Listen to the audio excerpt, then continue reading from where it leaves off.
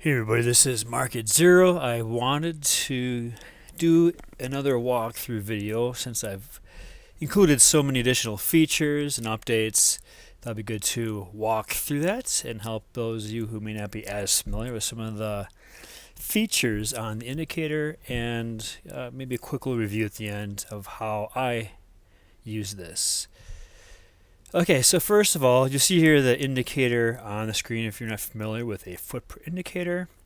What this will do is it will end up showing volume at each tick or price level. If I zoom maybe in a little bit and just show initially the bars, we'll see there's one bar for each price level. On the right hand side is total volume. So this is all of the volume of buyers and sellers executed at that price level within this footprint range. And the center is going to be the candle, where it opens, where it closes, high and low, and if it's red or green. And then left hand side we'll see the delta volume. Blue will indicate buyer delta, so wherever the volume was on the right hand side will be buyers minus sellers, and that difference or delta will be represented on the left hand side. So for instance, this bar, it kind of maybe looks confusing here at this level at 36. You see how that gray bar is kind of small, the blue looks really big. Maybe initially you think, oh, there's a lot of volume on the blue but not the gray, but in reality you see this area here. We had 575 total buyers and sellers, and when you minus the buyers from the sellers, actually was 231 delta of buyers over the sellers. And you see there's higher levels here. The greatest looks like it might be 2705. Total volume here with the left hand side rather, of sellers in control of this particular price level of minus 115. So that's generally how a footprint chart will work. There's some additional things here that I will show you, but initially I wanted to show how it looks when we are installing this. So right now I do have this currently installed, but if you do not have this installed, you can go up to your chart and go to indicators, explore community indicators. There we go. And then you can type in my username. And you'll see here that you can minus the share changes if there's any changes, because I'm the author of this, but what you will see is install. Or if you've installed this already, update. And I recommend if you do update this, it's always good probably to delete the original indicator from your chart and then reinstall it. Once it is installed, you will be able to go into the settings and adjust as needed. And I'll go into that a little bit later. But first of all, before you do that, some of you may have a chart that doesn't have the line on it. It might have the default candlestick. So it might look like this, possibly.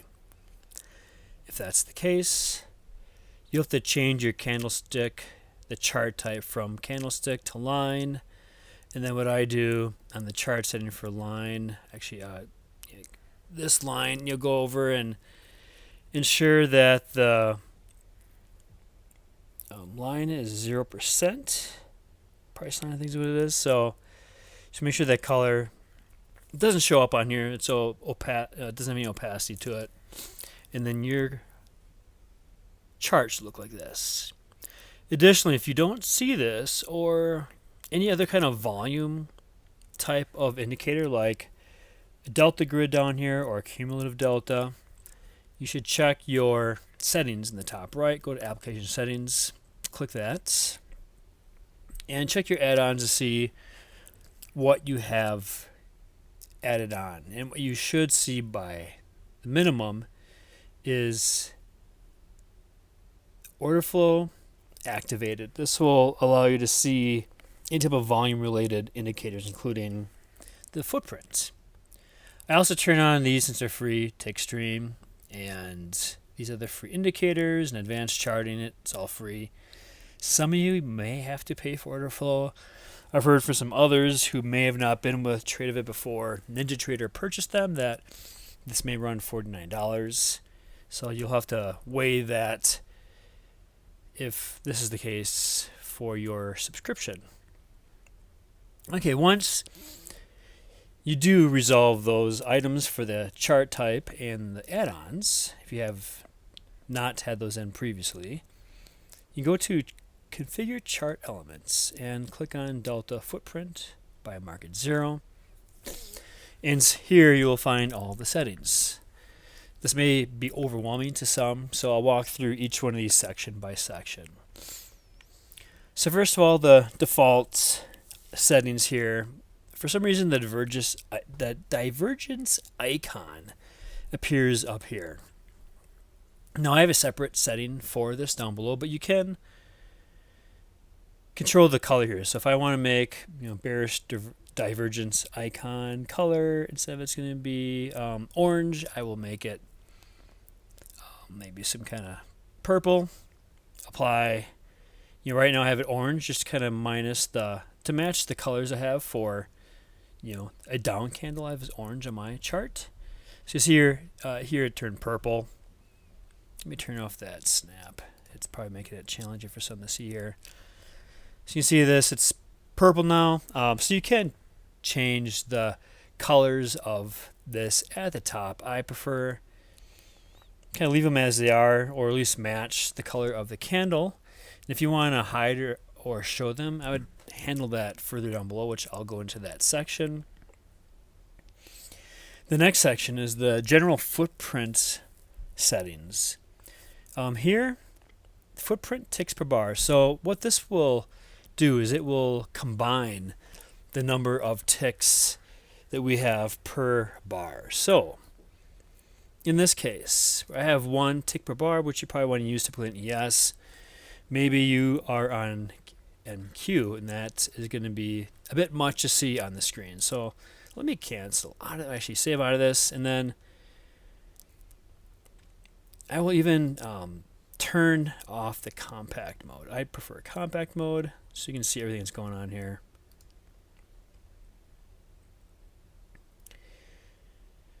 Okay, so I have my chart for ES set up to a 20 tick range.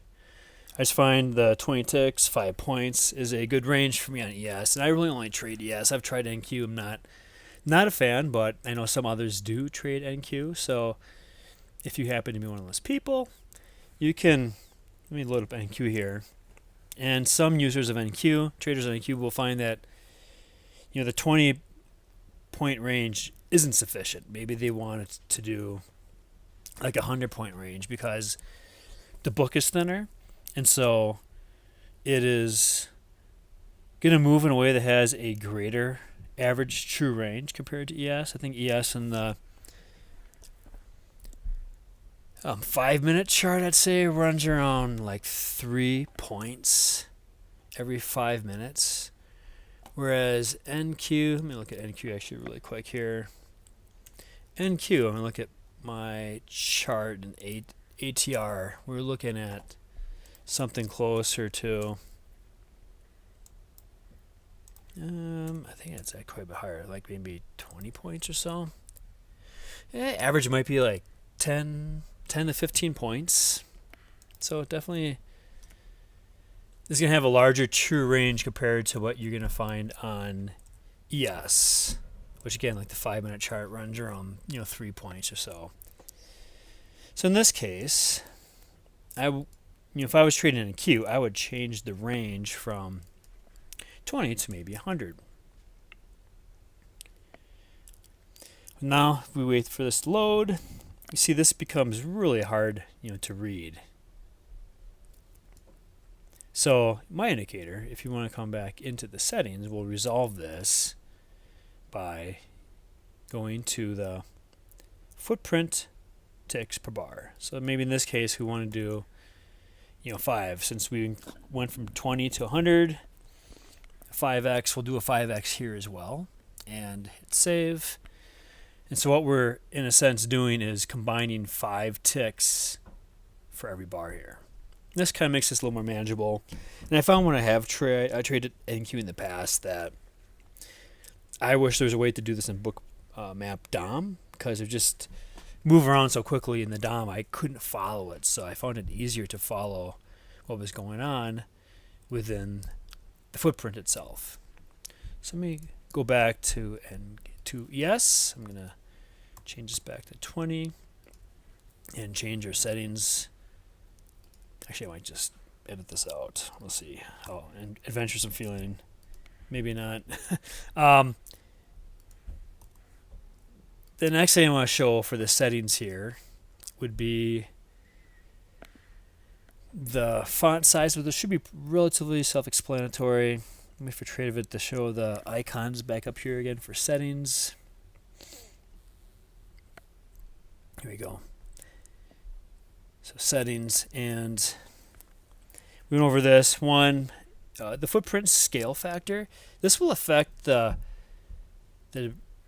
text and when it appears. So if you do a higher value, such as I'm going to go to 80, I apply this.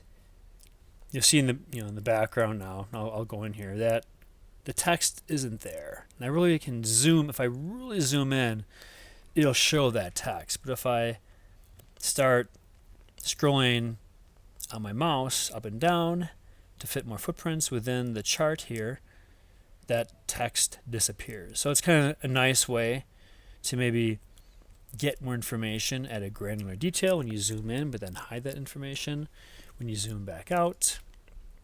You put that back to the default setting of 40. And then the font size should be relatively self-explanatory along with the font color. So this will be typically for the total volume color.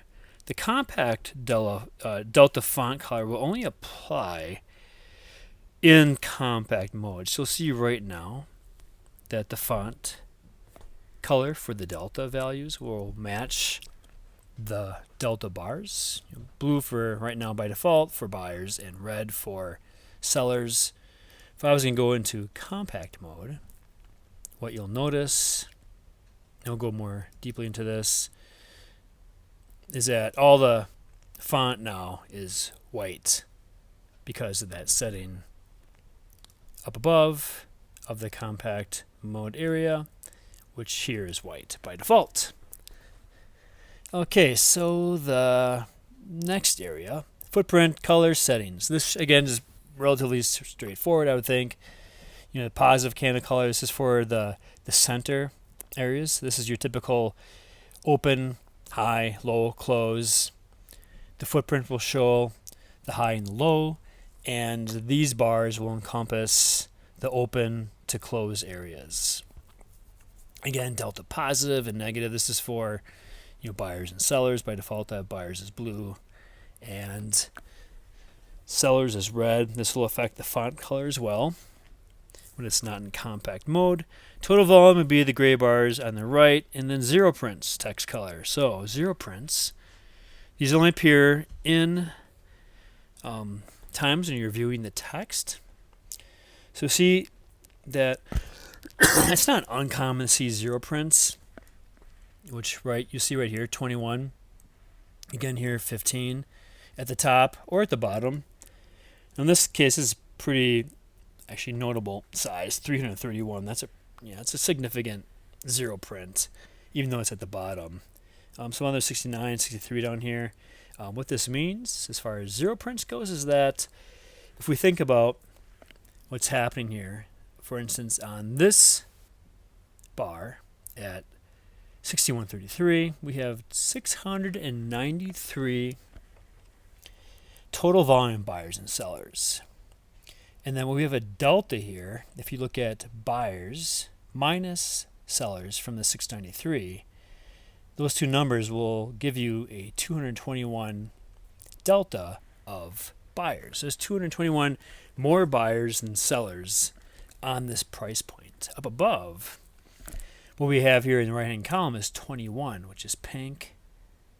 And we see on the left-hand side is 21 as well, which means there is 21 buyers here. And out of the 21 buyers, the total volume was also 21, which means there are 0 sellers at this price level for this particular price point in this footprint.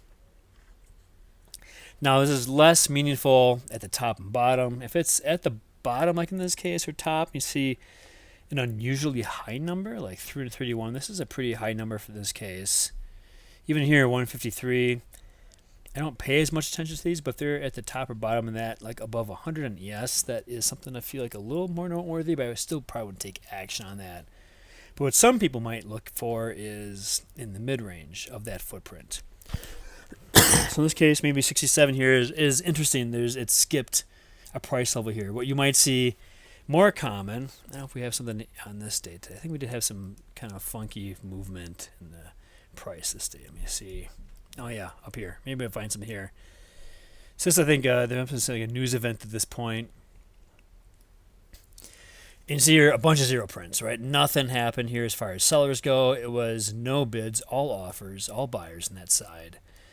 Now this is due to news. This wouldn't be really something you'd probably be easily played, given that the time frame. If you look at the time frame on these forming, were like these weren't even open for a second. They're formed so quickly.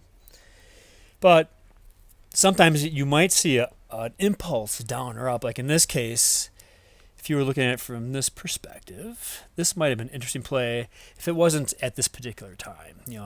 For a news event, maybe you're in a trade, you see like buyers getting heavy, and all of a sudden there's an impulse up and no buyers, and form maybe this kind of bulge here of buyers here. Like if it wasn't like an explicit news event like FOMC or CPI, something of that nature, then it might have been somebody trying to flush out stops and then a run going short. So that's how I would use zero prints. I don't really use zero prints, to be honest, but I've had a lot of users request that, so I've included that ability.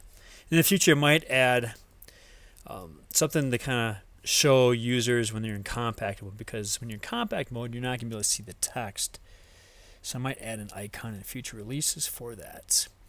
Okay, anyways, next setting. If you want to go further down here now from the zero print colors to compact mode. So compact mode, I've actually find I use this a lot. I find you can just view so much more information on screen. I'm doing this from a laptop. I typically don't trade from a laptop, but you look at how much information you can fit on the screen here in compact mode. And it really starts giving you, I think, a better holistic view, because you really don't need to see the numbers in these cases, right? Like you can see this is an area of interest here where we had a divergence signal, got a P shape forming with buyers a bit straight at the top here. I might draw a zone here, and you see it tested that 2 footprints later and moved down. But that might be an area of interest, even if this wasn't market close here, but it's happened more midday, like a retest. Maybe as VWAP enters into that zone, that'd be an interesting area. But it'd be harder to see this if you were not in compact mode. Like to draw that and not be in compact mode would be tough, because you probably wouldn't even see that in the first place. Or if you're zoomed in like this, you're missing that information. Like you're just stuck in this myopic view. And in my opinion, you're getting data overload with all of these numbers here for the delta and all these numbers for the total volume. It seems like it's not information that is truly actionable. Whereas compact mode gives a kind of look to the left vibe here, where you can just see a lot more going on and play this. And I feel like it brings my own emotions down. You might want to give it a try if you haven't yet. And if you ever want to see the text, you always can, just by zooming a little bit. And you can see now those values if you want to see those. So that's kind of a cool thing about the scale factor we talked about earlier in that setting, like, oh, I can see that, and now I'm just going to go back to compact mode and just get the holistic view. Next settings are the hide delta. So here I can hide the delta or hide total text. So if I click hide delta text, now when I zoom into the footprint, you'll see that text is visible only on the left-hand side. And this is for compact mode or the full-size mode that it's loaded by default. And the same for hide total text. If you want to not ever display that, no matter how much you zoomed out or in, you can do that as well. I prefer to keep those on at all times and display the text, and instead resolve the ability to not see the text by playing with that scale factor that we talked about earlier. Okay, the next settings are absorption and divergence. So what is this exactly, by the way? Some may not be familiar with what divergence, absorption is. So let's zoom in here a little closer. Maybe I'll even go out of that compact mode to talk about this in greater detail. So we drew a area of interest here off this footprint, which is kind of a P. It's a little heavy in the middle, maybe not a really good P, but regardless, it triggered a divergence signal here. So what did that mean? It means that the candle, I see it's orange here, it closed as a, for a bear candle. It opened at this price level here, which is 61.40. Let me turn the snap back on here. It kind of bugs me not having that on here. I don't know why Tradovate does this, where it's just when you make a setting, it takes a while for it to get that gear back up. Okay, I'll come back to that. But what happened here is it opened at this point. Price moved up to this level here to 41.75, and then closed at this level here at 36.75. But despite all that, we see in this column, this 809, this is if I go all the way to the right here, you can see what these mean. This is, the top is the delta. Delta is the top. And then this red here is bid volume, ask volume. So if we take ask volume minus bid volume, we'll get the 702. Or I go one candle back, you'll see if you subtract 11,840 from it's 1300, you get this minus 1907. The next column down is the total volume, and then cumulative delta over the entire session, and so on and so forth. So back to the divergence signal. So what's happening here, if we see there's 809 buyer delta. So out of the 19,000 plus buyers here, subtracted by the 1,800 plus sellers, we had a delta or a difference of 809 buyers in this particular footprint. And despite that, we closed this candle red. It was a bear candle. It closed lower than it opened. So how did that happen? Well, the one item would be that there's a passive seller here. There's somebody absorbing all of these buyers here, and they still had enough then selling power to move this down. So there's a lot of absorption here at the top area here is what it's saying. And so it triggers this icon. You won't see this icon unless there's a difference between how the candle closed. Like in this case, it closed green, that closed higher than it opened. But despite that, we see there's a 368 seller delta here. Now I actually got stuck in this trade, and I think I took it long here, and I should have taken it short. And you can probably review my trade on Tradezilla if you're in the Academy. If not, I could share the link if you want that link for my Tradezilla journal on this trade. Me taking it long instead of short. And I think actually I might have actually put in I know I did actually do this. I went back and journaled this trade as if I took it short. So I'm starting to do that as well in Tradezilla, where I journal trades that I should have taken, missed trades, so I can start building data around that. So that's what divergence and absorption does.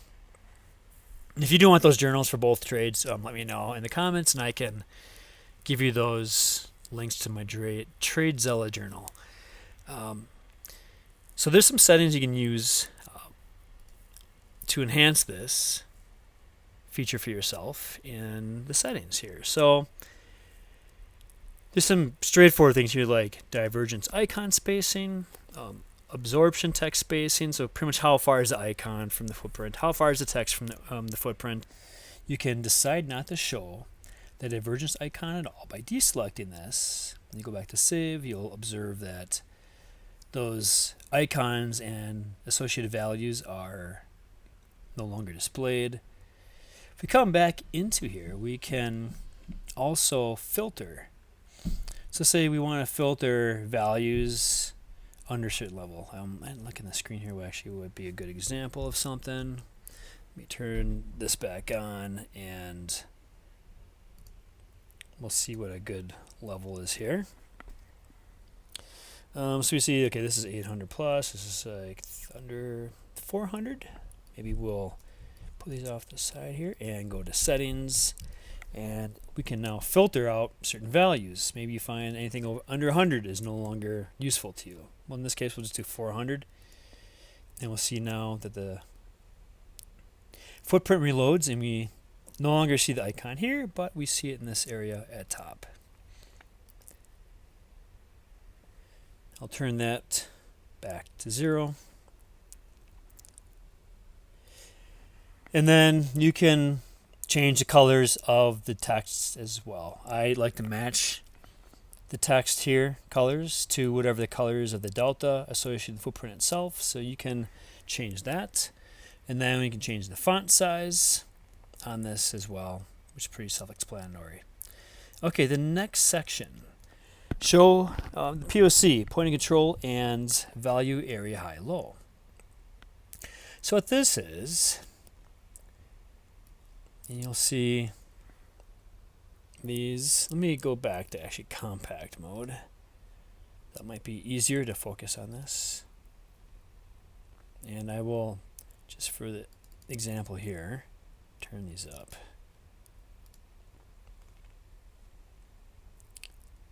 Okay, so the POC in the value area is high-low. Let's go back up to our example here. I'm going to delete this. So at this footprint here, we notice that there is a divergence signal. And each one of these footprints has a green, yellow, and blue. So what do these mean? Well, in this case, the yellow is the point of control. It's much like your volume profile on the right hand side. So right here we have a volume profile. Let me turn off these price levels here. We can see on the right hand side the volume for the entire day. We have a area that is all blue. In this case, it's kind of where most of the volume traded for the day in this range. And then these gray areas, how I have it set, are areas outside of the value area. So 68%, let me check my settings actually here. Might not actually have them at the levels I think they are. So go to my volume. Why is it 75? I can never, there's nothing by default that does that. I like around 69. Gives me a little tighter range for the value area. So 69% of the volume occurred in this blue area on a volume profile. Well, the same kind of logic can also be applied for the footprints, and you can use this if you'd like. To explain how I use this, the yellow is the point of control. It's the bar that had the most volume. So if we dig into this bar, we see here 4100 is, let me go back here to non-compact mode to see this.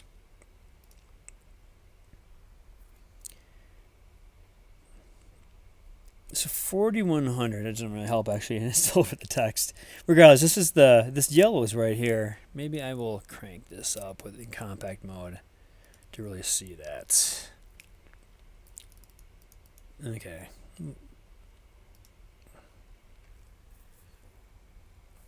So this yellow here, 4100 total volume traded at this price level, 38.50. You can see it's the highest bar here. Each one of these, you see the same thing, point of control. 1840 is the highest volume bar for each footprint. On a day session, some argue or have a theory and feel this is valid in some cases that price will always migrate back to the point of control, since that's where the most volume traded at between buyers and sellers. And just like the day session, we can also control where the value area is. So here, the value area, I have it set up as, man, it takes a long time for Tradovate to have their settings refresh. I don't know if I have just a lot of stuff installed here. I'm also doing this from a little MacBook, so this is probably part of the issue here. It probably typically wouldn't take that long. Well, while I wait to show up, the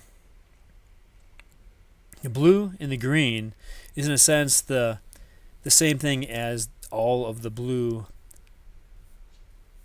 volume bars on the right hand side here between the gray. It's the area that's the 69%. Most of the volume traded, 69% of the volume traded between these areas.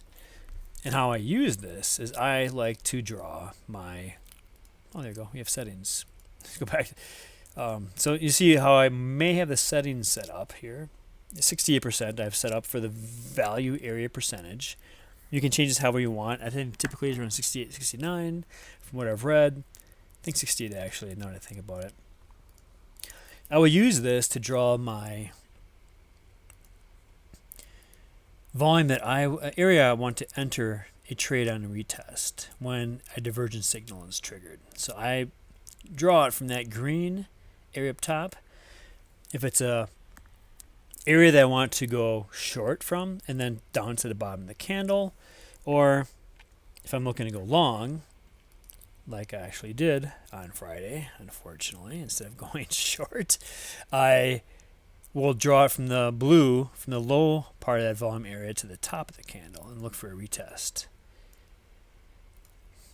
So in this case, let's keep the one that actually would have worked on Friday.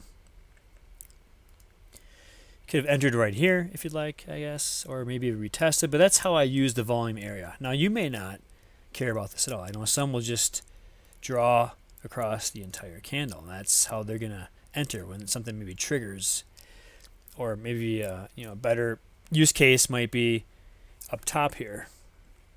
It looks like there's a P up here up top. These might have been something that I would have drawn if there was a divergence signal in this manner, but some others might draw this all the way to the top of the candle, and that's cool. Everybody has their own style. I might adopt that down the road myself. We'll see. But if you don't want to use those at all, you can simply turn those off by going to the drop down, show POC and value high-low. I have those on by default. You can show only the point of control, or you can show nothing. And if you save that, you'll see that those lines now have disappeared. So that is the point of control settings along with the value area high and low. I've kind of gone through how we use this. Friday was kind of a trash price action, so not the best example. I think I had only 3 valid setups I saw the entire day. You saw the 2 right here. There might have been another one up here. It didn't actually pan out during regular trading hours. Yeah, don't trade the news, because it's just not worth the risk. Yeah, I think another one is this. Yeah, this area I traded as well. It's 3,000. That was kind of a crazy print. So it was kind of unusual day on Friday. Maybe I can go back a day and see if there's a better on Thursday. I think there actually was some better plays on Thursday. Let me delete this. This must be, 6,100. So if we maybe go to this day on Thursday. Oh, here's a good example. Actually, not the best. How I would have liked to see this. There might have been some other key levels here, but how I would use this, and this is a good example. Let me turn the point of control back on, and I will also make the values not as extreme.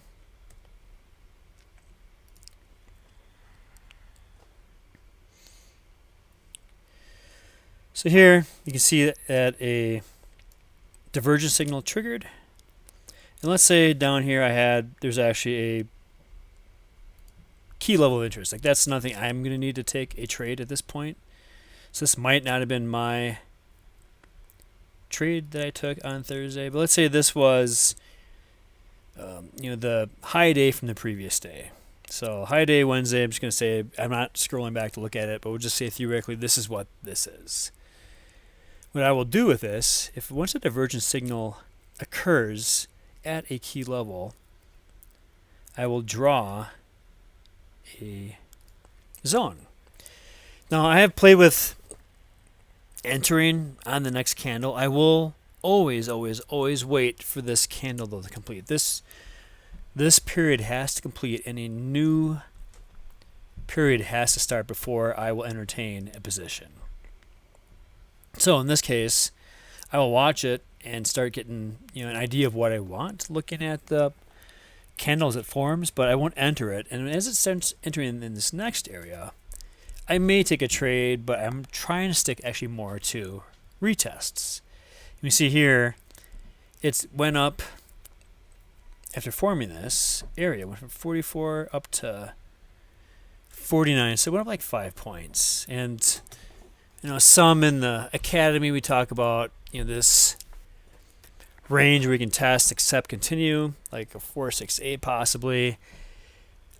I kind of look at it a little bit differently, and I base it more off the ATR. So maybe this went up in enough range for me to accept that there actually is price acceptance in this area. I think Carmine uses it more for continuations, but I do like to see it kind of move up and then come back down to a zone before I decide if I'm going to take it. Now, if it starts entering here, I would have started looking at taking this trade. And honestly, I would have looked at this, see a buyer right here on this bar at 43. I probably have set my entry at 44. So let's say I go to enter at this point here, 44, and this enters in here. So I'll put a limit order in. Once it kind of goes through an area, I want it to test first. I won't take the first test step. I'll wait for it to go through the area, see how low it goes, and then get back above that. And I'll then put in a limit at that point and take the entry. So let's put this maybe a brighter green and make this bigger. So there's my entry. And then the stop loss will be, initially my thought was that I would just do one tick below wherever the value area low was. But lately I've actually been doing it underneath the entire footprint just to be safe, because typically only 2 ticks to a point possibly. So this will be my stop loss. And I may change this to be tighter down the road, but for now I am trying to not get stopped out of trades, because that seemed to happen a lot for me.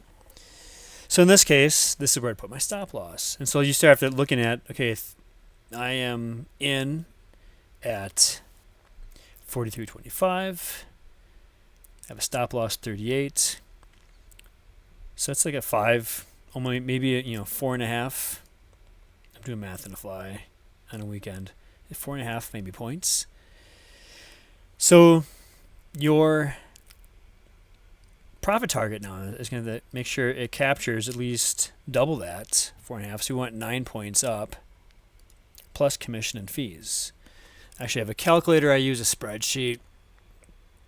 So if I had a 4.5 point, 4.5 point stop loss, I will find that I will need a 9.25 profit target. So I should bring this up really quick. So 43.25, and we had stop loss of 4.5 points. Gives me a target of 52.50, 9.25. To make that work with fees and commissions. So I put that at 52.50 for profit, and you see that I actually did hit that price level, and that would have been a profitable trade. That'd be for the first one. I usually would try to do like an initial profit target of half at the 1 to 2 risk to reward, and then let runners hit additional key levels like maybe a previous high day, Fibonacci levels, supply zone, things of that nature. So that's how I use it, and I'm still kind of learning how to best use this, and I'm looking to do additional refinements in the future as I continue journaling and see things that I would like to track more often, and also based on feedback that I'm getting from others as well. So continue giving me that feedback. I appreciate it. It's helping to refine this, and if you have any questions, feel free to let me know. Good luck trading, everybody. Stay disciplined and take those A+ setups.